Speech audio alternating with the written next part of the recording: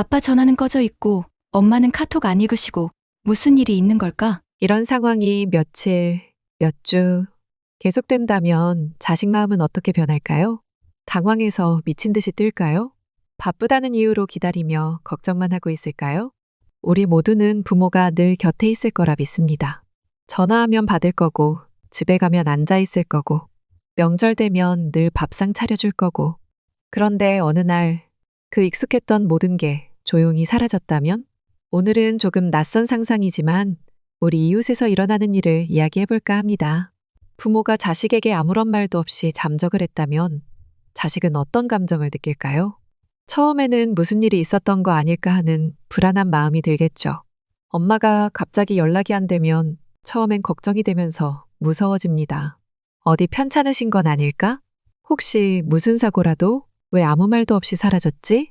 내가 뭘 잘못해서 아니면 섭섭해서 그러나? 온갖 생각이 다 납니다. 특히 평소에 무심했던 자식일수록 더 당황합니다. 왜냐면 그동안 내가 무심했나, 내가 뭔가 잘못했나 자책이 시작되거든요. 자식의 마음속엔 여러 감정이 얽히고 설킵니다. 불안, 당황, 그리고 은근한 죄책감 등 여러 감정이 한꺼번에 밀려오기 시작합니다. 연락이 안 된다는 건 자식에게는 단순한 불편이 아니라 심리적 패닉입니다. 무슨 일이 생긴 건 아닐까? 혹시 사고로 병원에 계신 건 아닐까? 이런 생각들이 머릿속에서 계속 맴돌고 심장박동은 빨라집니다. 앞에서 평소 무심했던 자식들은 당황을 하고 평소에 부모님과 자주 연락하던 자식이면 작은 재난처럼 느껴질 수도 있습니다. 모든 가능성을 상상하고 불안에 잠 못 이루며 사라진 이유를 찾기 시작합니다. 혹시 혼자 있고 싶어서? 아니면 가족에게 실망해서? 그리고 더 무서운 상상으로 이어지기도 하죠. 혹시 유서를 써두고 집을 나가신 건 아닐까? 치매가 시작된 건 아닐까? 자식의 상상은 현실보다 훨씬 더 과격하고 극단적으로 흘러갑니다. 이 불안은 며칠이고 자식의 마음을 잠 못 이루는 긴장 상태로 만들죠. 하지만 시간이 지나고도 아무런 소식이 없으면 그 걱정은 서서히 당황으로 그리고 서운함으로 바뀌어 갑니다. 그리고 뒤늦은 후회와 죄책감이 밀려옵니다. 왜 그때 전화를 받지 않았을까? 내가 너무 냉정하게 말을 했나? 부모는 항상 거기 있을 거라는 착각 속에 살아온 자식들은 부모가 떠났을 때 비로소 당연함이 사라졌다는 걸 깨닫습니다. 마치 산소처럼 늘 있어서 몰랐던, 하지만 사라지면 숨이 막히는 존재였다는 것을 비로소 알게 되면서 미처 못한 말들, 밀려오는 후회로 괴로워하겠죠. 아, 그날 내가 좀 더 따뜻하게 말할 걸.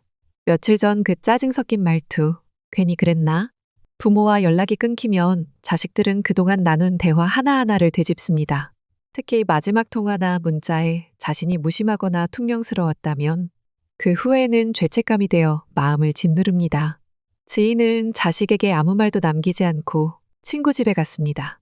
평소에도 자식들이 전화를 잘 안 하는 터라 시골에 사는 친구 집에서 한 달을 지냈습니다. 자식 걱정은 한 번도 하지 않고 즐겁게 놀았답니다. 지인에게는 딸이 2명, 아들이 3이 있었습니다. 같은 뱃속에서 나와도 자식은 똑같지 않았습니다.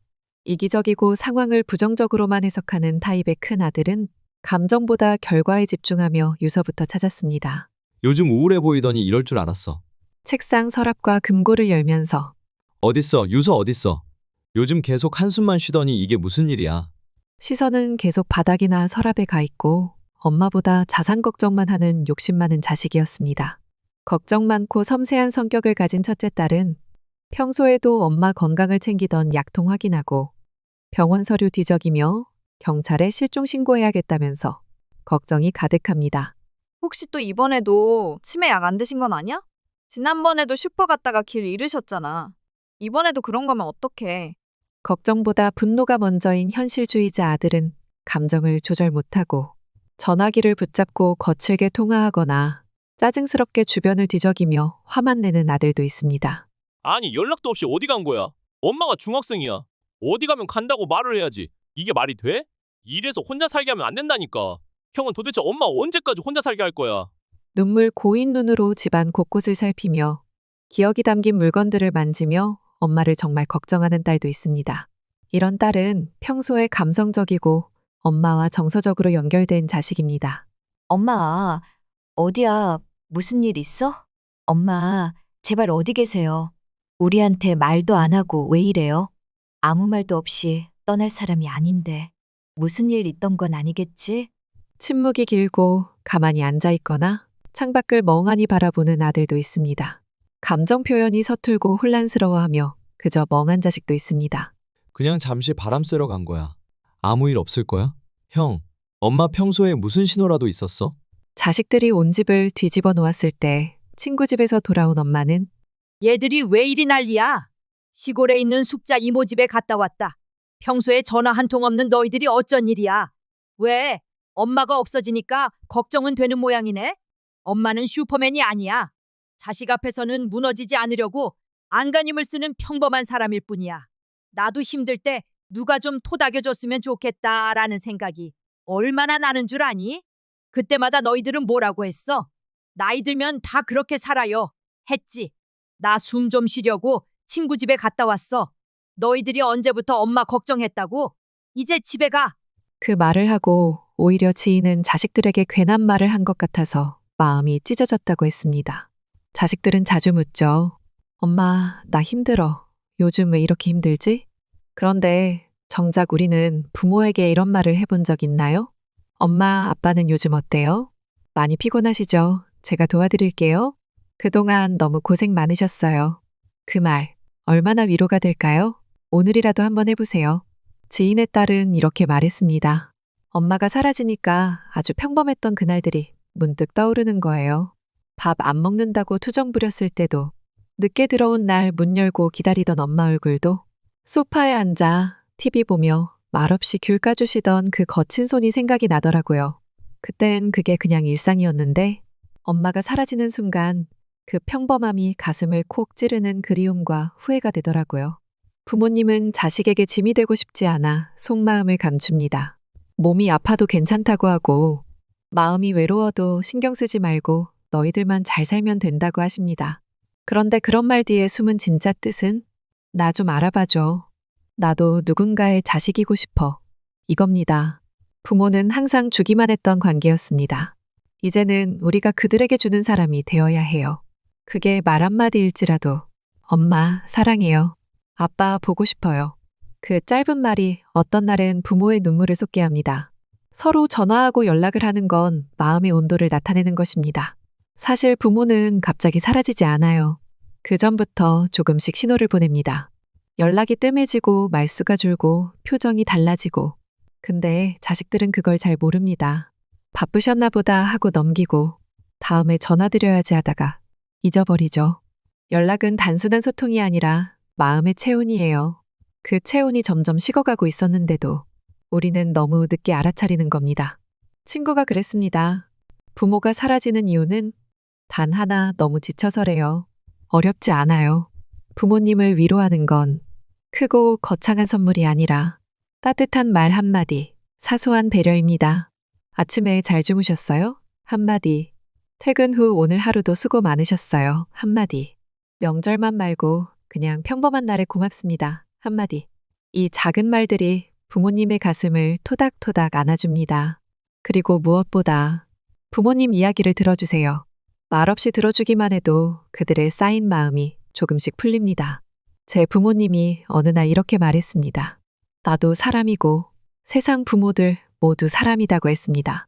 속상해도 말 안 하고 힘들어도 꾹 참고 자식에게 부담 주기 싫어서 참기만 한다고 했습니다. 그것이 부모라고 했습니다.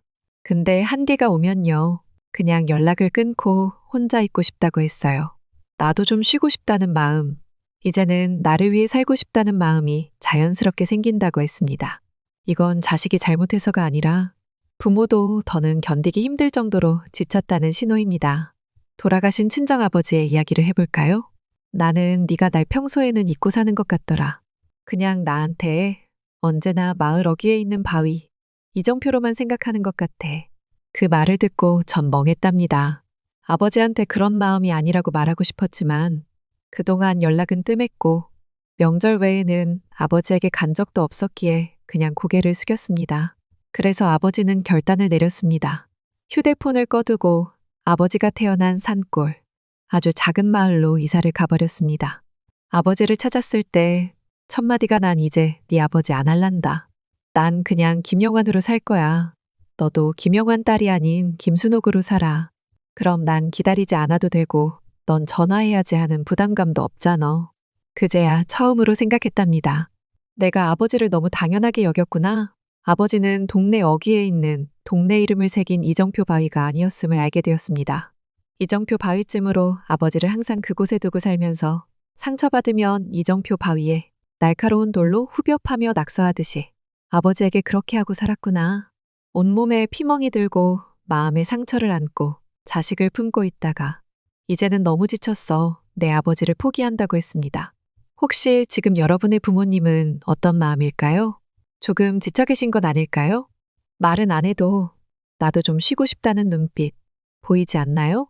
부모는 늘 우리 곁에 있는 존재가 아닙니다. 우리가 먼저 손 내밀지 않으면 그 손이 어느 날 텅 비어버릴 수도 있습니다. 언젠가 부모님의 어깨가 작아진 걸 느낀 적 있을 겁니다. 그 어깨는 우리를 안고 업고 지켜주던 어깨였습니다. 이제는 우리가 그 어깨를 감싸줘야 할 시간입니다. 바쁘다는 이유로 외면 말고 엄마, 아빠, 이젠 제가 안아드릴게요. 부모님의 인생에도 위로가 필요합니다. 그 위로를 줄 수 있는 사람이 바로 자식인 우리입니다. 지금 전화를 걸어보세요. 엄마, 요즘 괜찮으세요? 아빠, 보고 싶어요. 그 말 한마디로 한 사람의 하루가 따뜻해질 수 있습니다. 부모님은 늘 우리에게 먼저 손 내밀어 주셨습니다. 이제는 우리가 먼저 손을 잡아줄 차례입니다. 오늘 마음으로 부모님을 꼭 안아주세요. 그리고 말해보세요. 그동안 너무 고생 많으셨어요. 사랑해요. 오늘 하루 부모님께 먼저 연락해보세요. 엄마, 잘 지내? 이 짧은 말 한마디가 부모의 마음을 붙잡아주는 따뜻한 줄이 됩니다. 지금 그 줄이 끊기지 않도록 우리가 먼저 매듭을 지어야 하지 않을까요? 인생고개였습니다. 오늘 영상 마음에 드셨다면 구독, 좋아요, 알림 설정 부탁드립니다. 감사합니다.